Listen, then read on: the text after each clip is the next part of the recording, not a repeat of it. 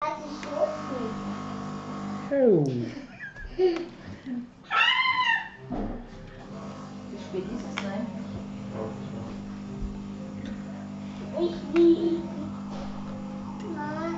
Hallo. Hallo.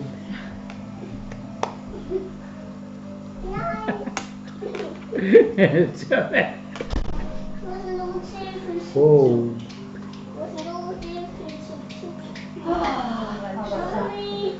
Schöne Wetter.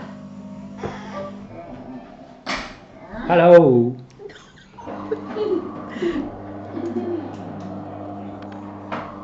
Sag was auf Kroatisch. Auf Kroatisch. Hvala lijepa. Frage nach Sibir mit uns geht. Hvala lijepa na snimku videa. Ich wusste noch schon, was Flohmarkt auf Englisch heißt. Thank you very much for. Thank you very much. Wenn sie will. Wie sagt man Kaffee? Dann will ich sagen. Ich sag dann lieber Kaffee. Boah, jetzt ist alle weg. Boah. Oh, schau, es weg jetzt. Ja, was soll ich machen? Nein. Ja. Kühlschrank kann ich nichts mehr. Das fehlt uns gar nicht. Ja, Salat. Hvala lijepa. Ein Tag. Aber Salat sowieso.